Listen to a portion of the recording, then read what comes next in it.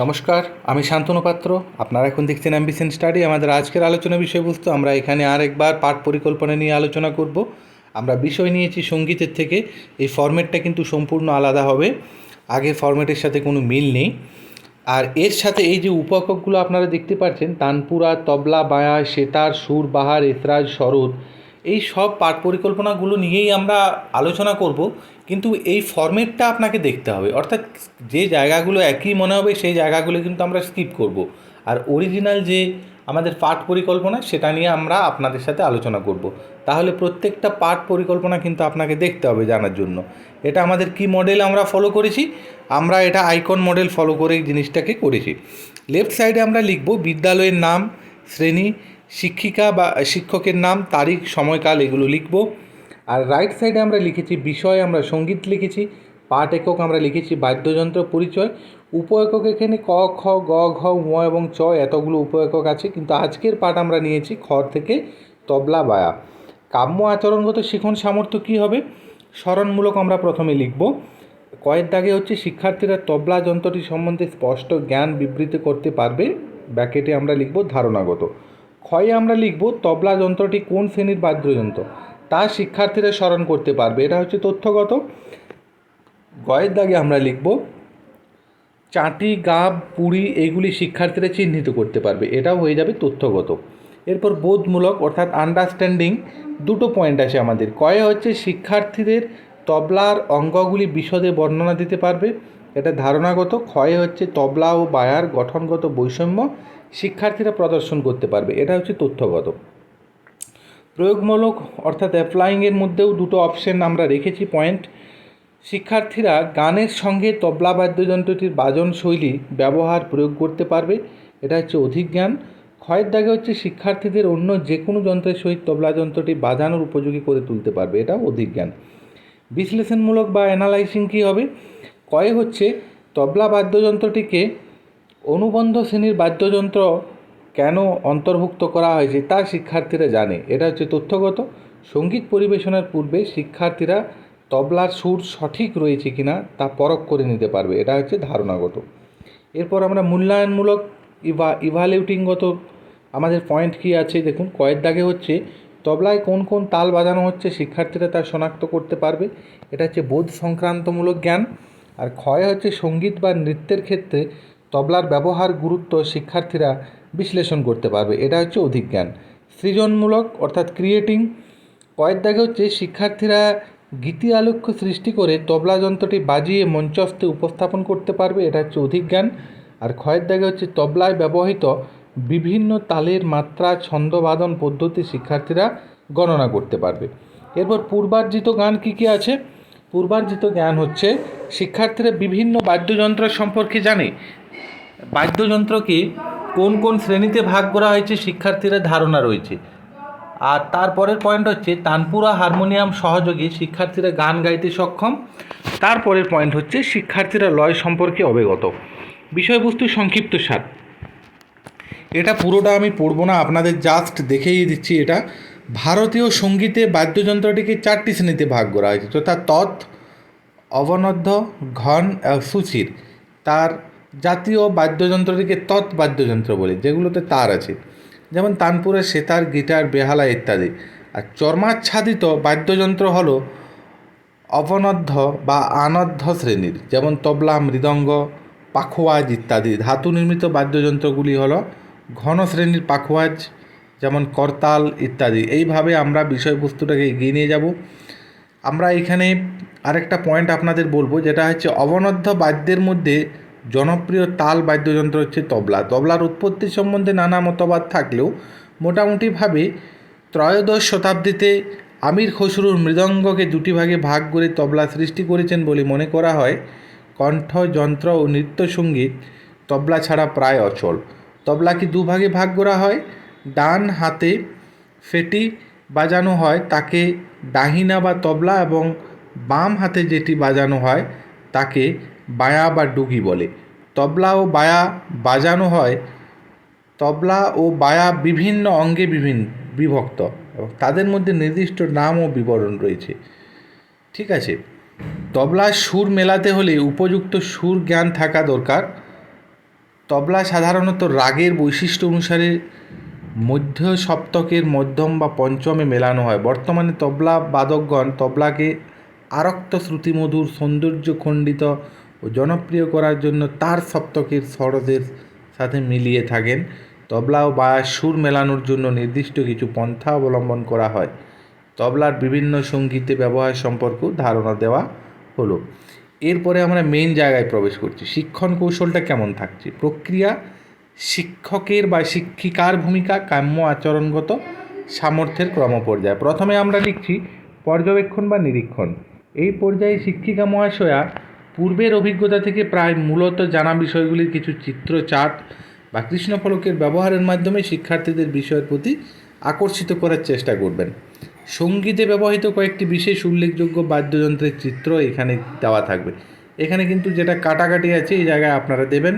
আর কাম্য আচরণগত সামর্থ্যের মধ্যে শিক্ষিকা মহাশয়া শিক্ষার্থীদের সামনে পাঠ সমন্বিত চিত্র, চার্ট, মডেল উপস্থাপন করবেন, যার দ্বারা শিক্ষার্থীগণ তাদের পূর্বজ্ঞান ও অনুমান দ্বারা বিষয় সম্পর্কে কিছু ধারণা আনতে পারবে।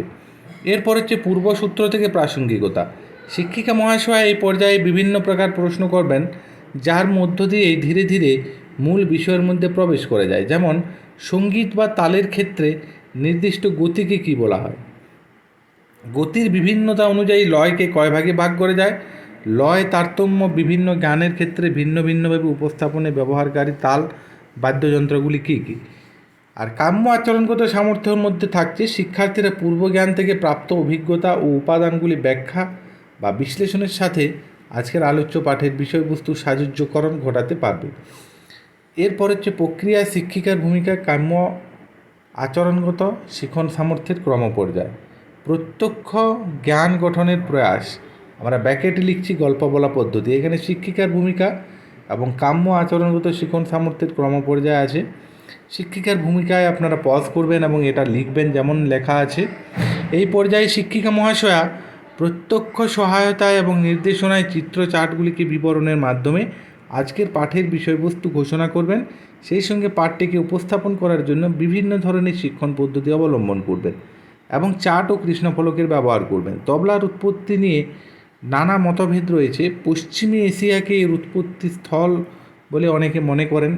একমত অনুসারে জানা যায় লালা ভবানী দাস ও উস্তাদ সিদ্ধার্থ খাঁজির মধ্যে মৃদঙ্গের প্রতিযোগিতা চলাকালীন প্রতিযোগিতায় উস্তাদ সিদ্ধার্থ খাঁজির পরাজিত হওয়ায় ত্রার্থ হয়ে তিনি মৃদঙ্গকে মাঝ বরাবর কেটে বা ভেঙে দেন, ঠিক আছে, এবং দুই ভগ্ন অংশের উপর বাদন করেন।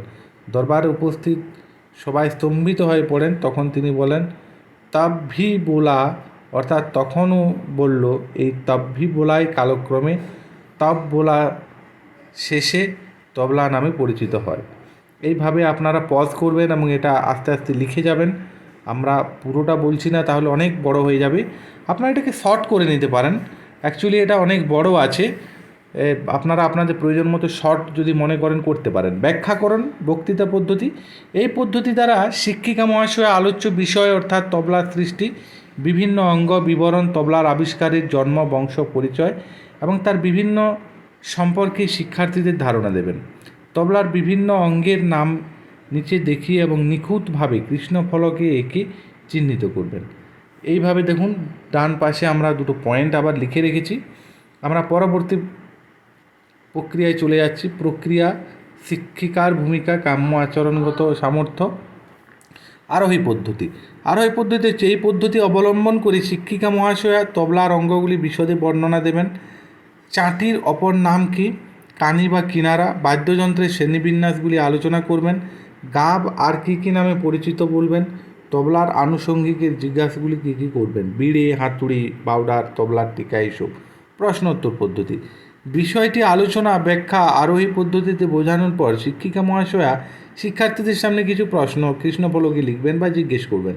প্রথম প্রশ্ন যেমন হচ্ছে গাবের ক্ষেত্রা ও সুরের বিভিন্নতা কীভাবে সৃষ্টি হয়, তবলার মূল কাঠামোটি কী কী দ্বারা হয়ে থাকে, সমন্বয় ও সংযোগ সাধন।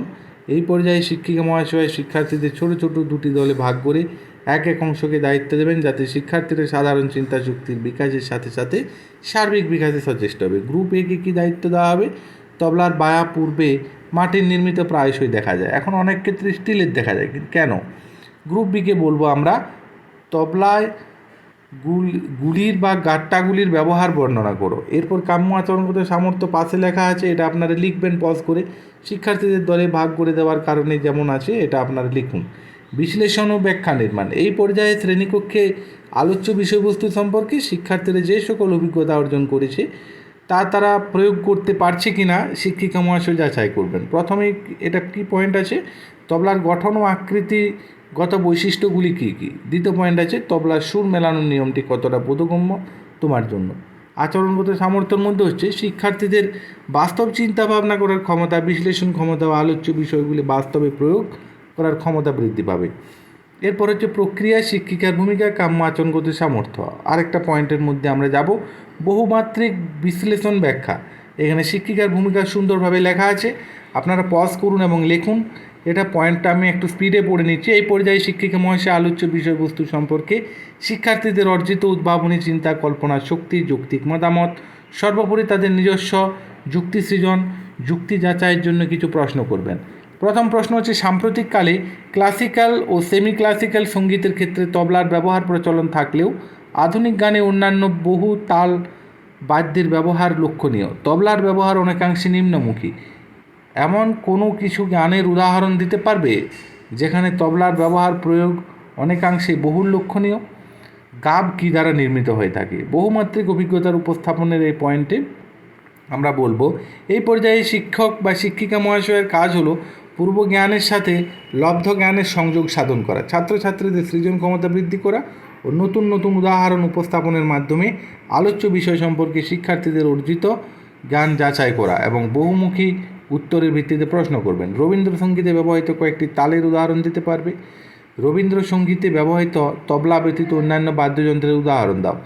পরের প্রশ্ন হচ্ছে, তোমরা কখনও তবলা বাজানোর চেষ্টা করেছো?